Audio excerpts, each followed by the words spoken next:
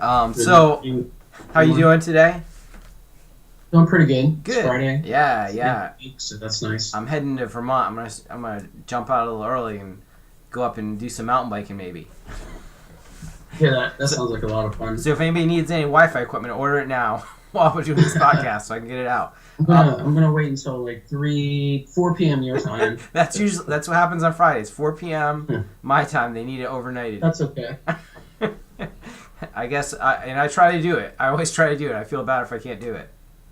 All right, so I saw a headline this morning that like Cisco says their study that half of all IP traffic is going to be over Wi-Fi by next year.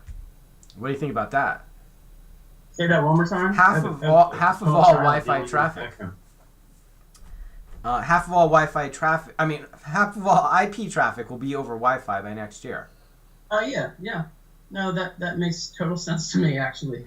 Yeah, but what a start. I have to research a lot of that information. I read that. Yeah, that's a really good report. They talk about like mobile traffic versus Wi-Fi traffic, and they talk about the offloading of cellular traffic to Wi-Fi traffic, and so that sounds about right. I mean, think of how it started 20 years ago. It was like, this is for, basically for fun or for like, side projects or, not the main network, right? Because in Cisco, they always like downplayed Wi-Fi. They wanted to sell more switch ports, right? Now they're jumping on the bandwagon. They want to sell both. They want to sell faster switches and more access points.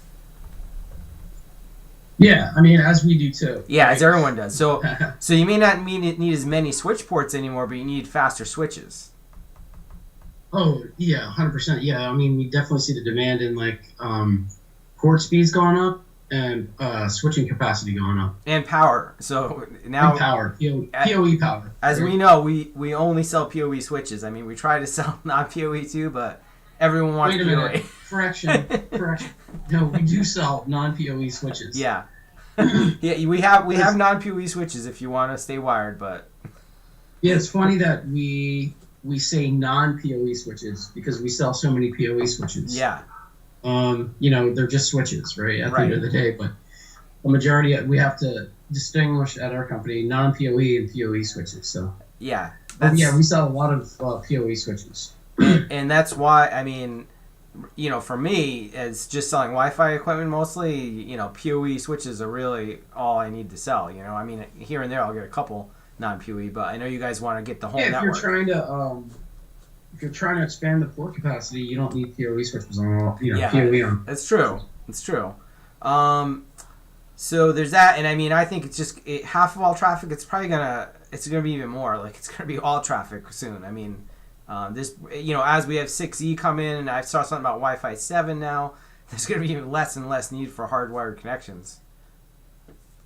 Yeah, definitely. I mean, less expensive to implement. You're not running a bunch of cable everywhere. Yeah. But yeah, I mean, all these devices that are becoming connected, wirelessly connected, all the IoT devices and so on. Yeah. So you want to talk a little bit about the upgrades to the cloud and the new security access point? Yeah, so we just launched 2 new security access points. I'll give you the part numbers, but you probably won't remember. The ECW230S and the ECW220S, which are both 11AX access points, but they come with some nice benefits. They come with scanning radios. And so those scanning radios can do multiple things. So with the launch of those 2 APs, we're also launching some access point diagnostic tools for our customers and for technicians. So you can do more remote troubleshooting rather than having to go to the location and do the troubleshooting. So you can minimize truck rolls, right? So That's the idea. So we wanted to provide more information on the cloud, so you didn't have to go to the actual site. I mean, eventually you might have to go to the site depending on the error. Like if it's a cable run problem or something, then. So this is like an access point, but also with like a diagnostic unit on there that has a spectrum analyzer. It's like if say you had the Echo House Sidekick out there. you'd walk around and use a spectrum analyzer and look at data rates and interference from non-Wi-Fi sources and things like that. But this is kind of like a distributed spectrum analyzer, right?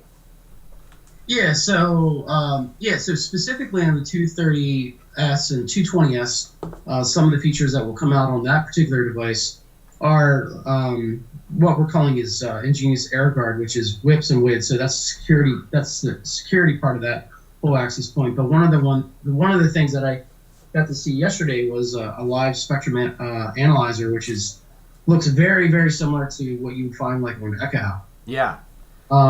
So the tool, the frequency spectrum analyzer, is real time. It's running. So you can actually see the interference that's happening around that particular access point. And that's happening on the scanning radio. So there's really no disruption on the client side of things. So you can run the spectrum analyzer without disrupting any wireless clients that are connected to the actual access point itself. Nice. So if you have a lot of remote offices, say you could put one of these in each office or more than one, and get some remote troubleshooting tools. So like you said, you don't have to roll the truck. It's a lot like the air magnet distributed device that I think Ingenious actually made for air magnet back in the day. It was a long time ago. Long time ago. It was an access, looked like an access point, but it was really a sensor. Yeah. Yep. Yeah. Yeah, and they used to use our little PCMCI cards inside of that particular device. Them and I think another one was called Pronto Networks or something. Yeah. Oh yeah. They had I think they had like a spread spectrum card or something that you could get Pronto. This was a long time ago. So you're kind of coming full course around and coming out with another distributed sensor type device. That's right. Yeah. So this device is going to work pretty much, I would say, in any environment if you just want to use the frequency spectrum kind of analyzer to understand what's happening on the background or in the environment. So that's specific to the 230S and the 220S.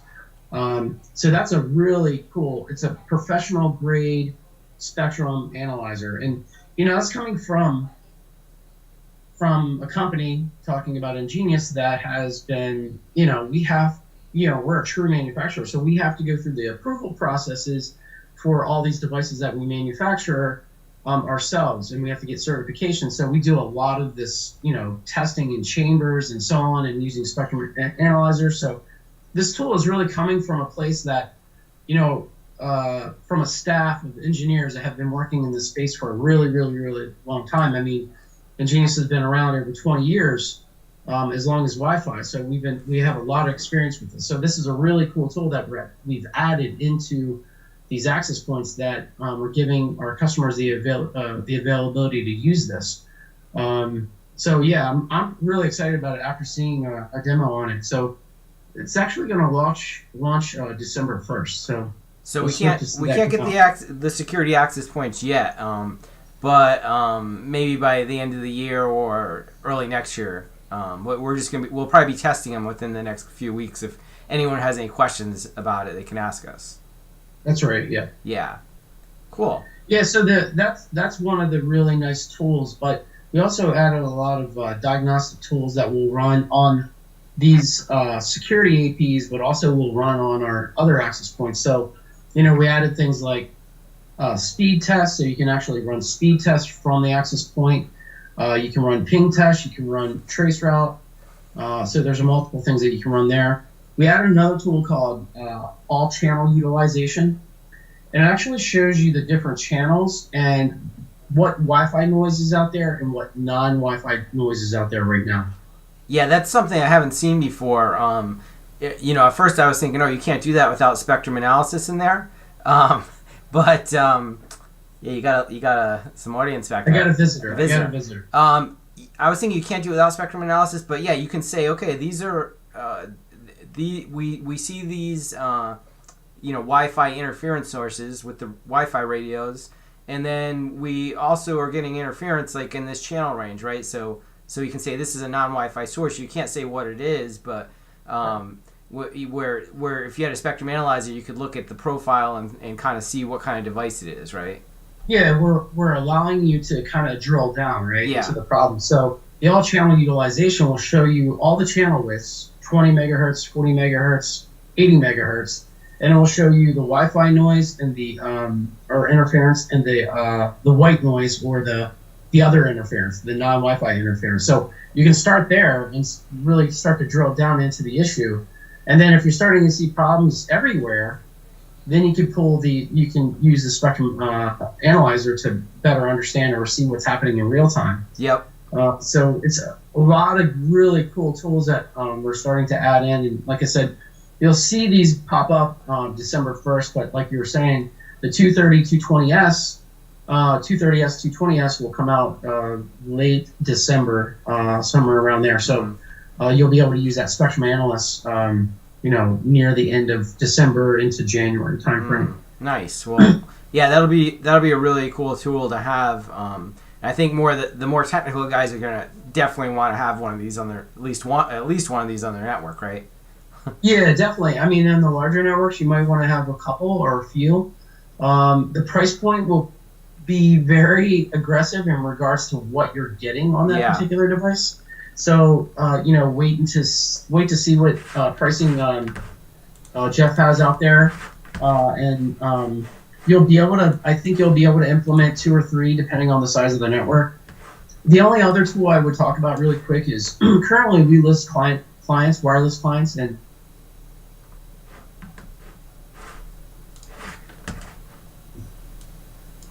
even client timeline. It tells you like the path or their timeline throughout the network. But we just we're adding another tool called Live Clients. Live Clients gives you the actual reading or in real time when the client is connected. So client timeline, which exists on the cloud now, has about a 5-minute refresh rate.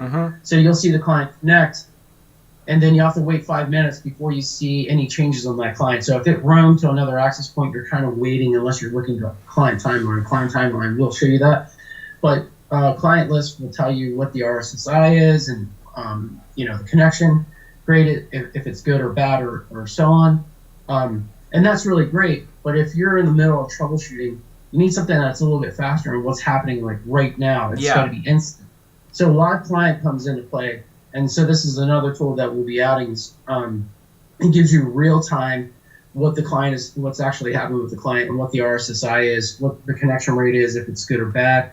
So it gives you a lot of great information for like troubleshooting particular clients, if there's a connection issue, if there's a roaming issue, or so on. So I'm really excited for all these tools.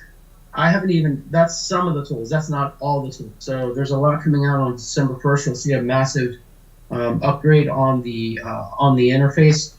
So super excited about kind of sharing these tools and seeing what comes out. Yeah, I mean, any kind of troubleshooting on the cloud, the additional troubleshooting that you can do, makes it easier for the engineers to not have to roll out there, right? So having these tools makes it a lot better. Hey,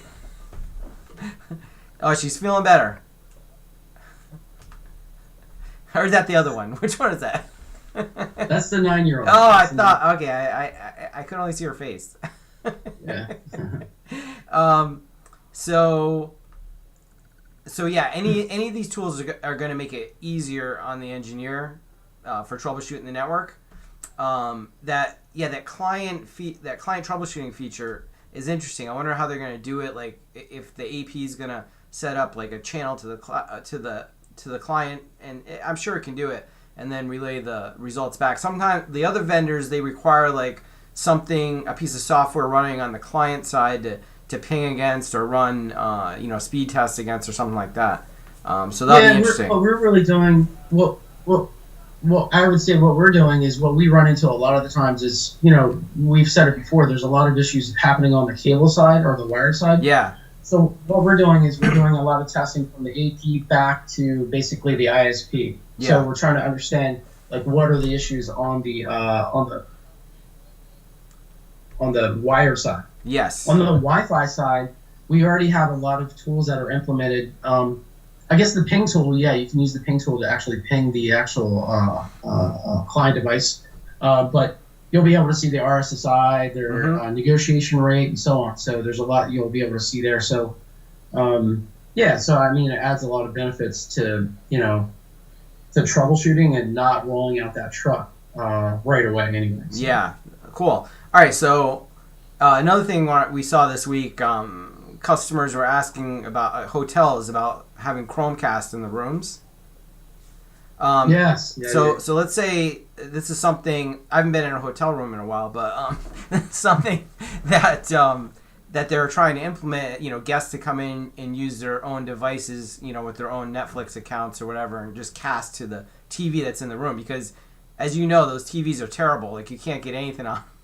The remotes don't work. Like they got weird channels. Like it's the worst situation. So casting makes it easy because you can bring your own stuff with you and just cast to the TV. Yep. Yeah. Yeah. So just to really try to simplify the user or the guest experience, so they can just go in and with a tap they can start watching whatever they want to watch on their TV. And so they're bringing the home experience into the hotel. So that's kind of been the trend. That's been a trend for some time. We're currently working on one of those cases now. So there's some ideas around how we're going to do it. I don't know if you want to talk about that. Like we discussed it yesterday a little bit, right? Like, how would you do that with the Ingenious Cloud? What would be a way to one way to do it? the feature I immediately think about is, well, okay, let's talk about this kind of the scenario. So you want users to come into the hotel, and you are basically giving them the ability to Chromecast to another device on the network, right? Like a TV, for example, right? Mm-hmm. So that's basically you're saying, I want to allow this particular client to see other devices on the network. Well, in small hotels, or any hotel, you don't really want to do that. That's somewhat of a security risk. You don't want other users to see other users, right? Yeah, and especially now, let's talk about if you don't have a AP in every room, how you get past that also, right? Well, you don't ever want to do hallway installations for an AP in every room. You don't want to do APs in every other room. So my approach, or the approach that I will use with our system, is something called MyPSK, which is a personal pre-shared key, or personal security or passcode. Right. So MyPSKs are these personal shared keys, and they can be associated with users or guests. Well, each of those pre-shared keys can be tied to their own VLAN.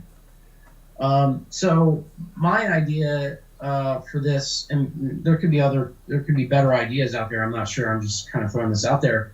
Is to tie every room to a personal shared key. Right. Each of those rooms are on a VLAN, and all the devices within the room are on the same VLAN.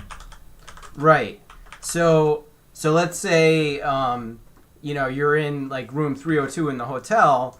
They know that that room has this Chromecast on the TV. This Chromecast on the TV. So that Chromecast is on your VLAN. Then when they assign your account, your MyPSK, they're going to put you on that VLAN of that room, right? So that will give you two things, like everyone that's using the Wi-Fi, in your room, every device signing in with that MyPSK account is going to be on that VLAN, and they'll be able to share with each other. Let's say they wanted a game or something, they'll be able to do that too, between the clients, and it also isolates them from the rest of the hotel, so they're not going to be snooping on the traffic. And the broadcast traffic. Exactly. It makes it more efficient, too. It makes it less broadcast traffic, so the whole network is more efficient. And you could do it with an AP in every room with, say, a different SSID on it, right? You could do that, too, but that's really messy. Yeah, that's really messy. Then you have a lot of this broadcast traffic coming from the access points. So, kind of the workaround is MyPSK. Right. Like, you can have one single SSID for the whole hotel, and then have all these pre-shared keys tied to individual rooms. So if you have 300 rooms, you have 300 MyPSK or PSKs. Yeah. And so when the guest goes into the room, I'm in room 300. This is the pre-shared key. I log into that pre-shared key. All the other devices are already logged in on that pre-shared key, and they're on their own separate VLAN. As I can walk around the hotel using the same SSID, but I'm using my pre-share key to log in, so it knows, okay, Brian's on VLAN 300 because he's in room 300. Right. I can even see the devices that are in that room. From anywhere. Say, for example, I don't see this as an instance, but if there was a printer in that room, I could use that printer if I wanted to. Right. So there's a lot of things that you could do using my. Or let's say there was a printer in the lobby that they wanted everyone to have access to. They could just tag all the VLANs on that printer too. Oh yeah, 100%. Yeah. So if there were shared devices for the whole hotel, they could secure those, and then just allow access to whatever's in the room for the other guests. It broke up there for a second. Yeah, it's okay. Yeah, you're having. I think you have bad Wi-Fi, Brian. I think the lights are too bright down there or something. All right, anything else you want to talk about? Yeah, just really quick on the MyPSK. On the admin side, you can make these MyPSKs expire in particular times. So on a weekly basis, on a monthly basis, you can go and modify those pre-shared keys pretty easily. Yeah. You can set expiration dates. You can set the number of devices that can be on that pre-shared key. You can have a single MAC address or any. So any opens it up to as many devices as you need. And again, on those MAC addresses, be careful with Windows 11 because they're randomizing now, just like on iOS. So be careful if you're doing anything based on MAC addresses now. I don't think it's a good idea. Exactly. All right, so remember to like and subscribe and post questions in the comments, and we'll be back next week to answer more questions.